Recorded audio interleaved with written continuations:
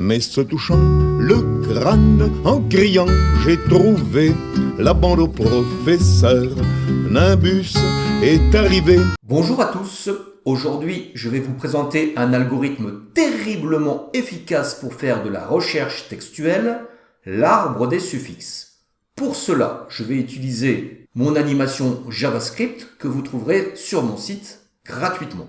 Dans une vidéo précédente, je vous avais montré l'algorithme de Boyer-Moore qui fait aussi de la recherche textuelle, c'est-à-dire qui recherche un motif dans une chaîne de caractères et qui pour cela faisait ce qu'on appelle un pré-traitement du motif. Par exemple, ici, le texte étant bananas, je cherche le motif ou la clé Anna, je dois trouver les deux occurrences de Anna ainsi que leur position. Contrairement à Boyer-Moore, l'arbre des suffixes ne va pas s'intéresser au motif, mais uniquement au texte. Et on va construire un arbre à partir de tous les suffixes de ce texte. Je commence par créer une racine. Je n'ai pas besoin de lui donner d'étiquette. Ensuite, je m'intéresse au premier suffixe. S. Je crée un fils à la racine, je mets S, et je lui mets un fils à son tour qui m'indique sa position avec un caractère neutre, c'est-à-dire un caractère qui n'est pas dans la chaîne de caractères initiale. J'ai choisi $. Le suffixe S est en position 6. Deuxième suffixe, le suffixe AS. Alors l'idée, c'est de placer les suffixes par ordre alphabétique. La lettre A précédant la lettre S, je vais créer un E à gauche de ma racine. Et je vais placer ce nouveau suffixe de la façon suivante. A, qui a pour fils S, qui a pour fils la position qui m'indique le début du suffixe. Attention, c'est important.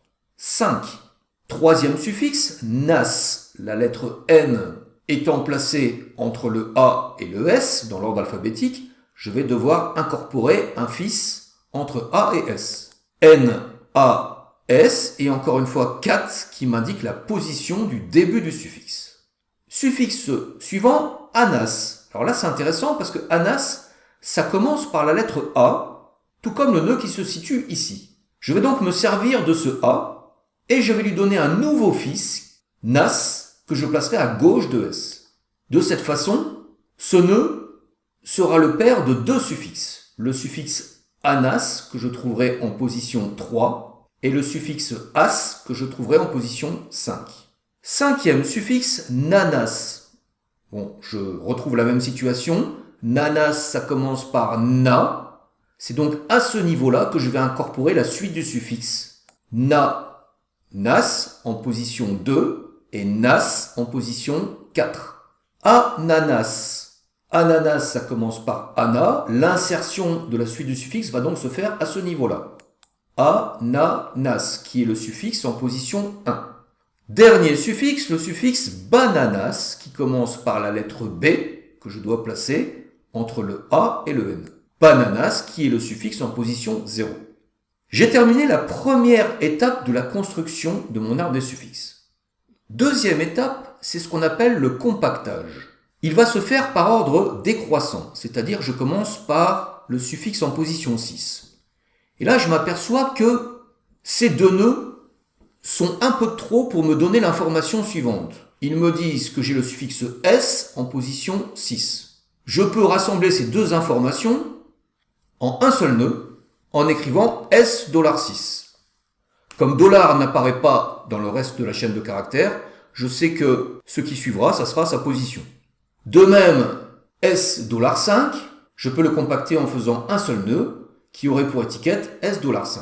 De la même façon, je vais m'intéresser à tous les nœuds qui ont un seul fils. Par exemple, ici, N est le père de A. Je peux faire un compactage, puisque N a un seul fils, en disant que j'ai autant d'informations en faisant un seul nœud qui a pour étiquette N1. Je continue.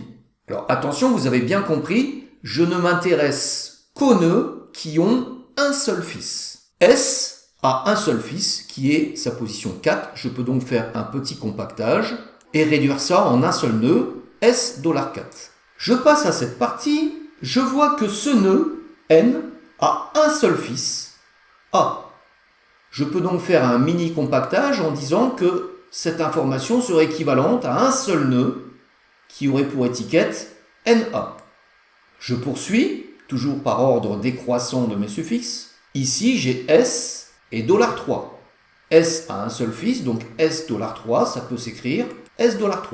Je passe au suffixe 2. Bon, là, c'est facile à voir. J'ai un N qui a un seul fils, A qui a un seul fils, S qui a un seul fils, 2. Je peux donc faire un seul nœud qui aurait pour étiquette NAS $2. Je passe au suffixe 1. NAS $1. Ça peut me donner NAS $1. Et puis le dernier, B a un seul fils, qui lui-même a un seul fils, qui lui-même a un seul fils, qui lui-même a un seul fils, etc. jusqu'à 0. Je peux donc écrire directement bananas $0. Voilà, mon arbre des suffixes est terminé, je peux maintenant faire de la recherche. Si je recherche le motif Anna, je pars de la racine. Je vais à son premier fils gauche. Anna commence par la lettre A. Je dois donc aller voir ses fils. J'y vais par ordre alphabétique, c'est-à-dire que je vais à son premier fils gauche. J'arrive à Anna, c'est fini, j'ai trouvé mon occurrence. Comment avoir la position? Eh bien, la position s'obtient en regardant les chiffres de ses fils. On voit que ses fils ont pour position respective 1 et 3. Je sais donc que Anna se trouve en position 1 et 3. Résultat, j'ai fait 2 tests. Imaginons maintenant que je désire trouver les occurrences de Nana. Je pars du premier fils. Nana commence par la lettre N, c'est supérieur à A, je passe au fils suivant. N, c'est supérieur à B, dans l'ordre alphabétique, je passe au fils suivant. N et N, c'est bon.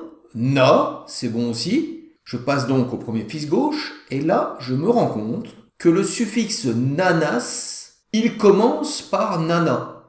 Il inclut donc le motif que je recherche. J'ai donc fini ma recherche. Et je sais que Nana est en position 2. Bon, ok, mais que se passerait-il si je cherchais un motif qui n'est pas dans le texte? Par exemple, lenture. Je commence par le premier nœud, la lettre L étant supérieure à la lettre A dans l'ordre alphabétique, je passe au nœud suivant. L étant supérieure à B, je passe encore au nœud suivant. Alors cette fois-ci, L est inférieure à N dans l'ordre alphabétique. C'est-à-dire que quand je suis en NA, j'ai déjà dépassé la position éventuelle d'un nœud qui aurait pu contenir lenture. Lenture ne peut donc plus être dans le texte. J'ai donc montré en 3 tests qu'il n'y avait pas d'occurrence de lenture dans le texte. La recherche textuelle, c'est une partie importante de la bioinformatique. Par exemple, lorsqu'on doit rechercher un motif dans une chaîne ADN. Une chaîne ADN peut contenir des milliards de nucléotides.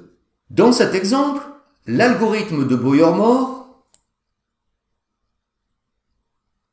trouve les 2 occurrences de CGG-CTG en 30 tests. Qu'en est-il de notre algorithme qui utilise l'arbre des suffixes? Alors pour des raisons de lisibilité, les suffixes devenant très très grands, je n'écrirai l'étiquette qu'en mettant la première lettre suivie d'un point.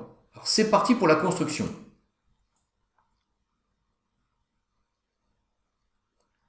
Donc pour le moment, on écrit les suffixes. On est maintenant à l'étape de compactage.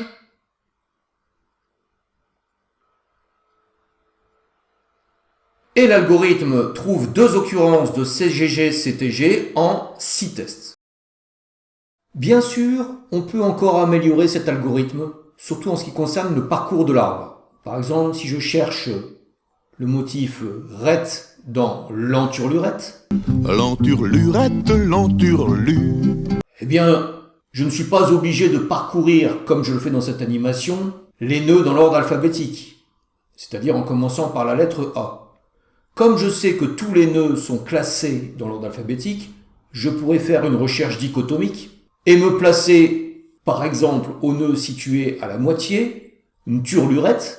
Je vois que R est supérieur à N et j'aurais pu directement commencer ma recherche après le N. Il y a des moyens d'améliorer. Quoi qu'il en soit, un algorithme qui utilise l'arbre des suffixes a une complexité linéaire qui ne dépend que de la longueur du motif, ce qui est assez exceptionnel. L'inconvénient, on le voit bien, Si je reprends la chaîne d'ADN qui contient des milliards de nucléotides, c'est dans le pré-traitement du texte que ça va être très très long. Pré-traiter une chaîne d'ADN qui contient des milliards de suffixes, ça prend du temps. Mais une fois que l'arbre il est fait, la recherche elle est quasiment instantanée.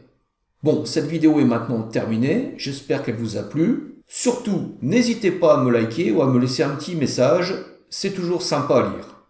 À bientôt. Mais se touchant le crâne en criant, j'ai trouvé la bande au professeur. Nimbus est arrivé.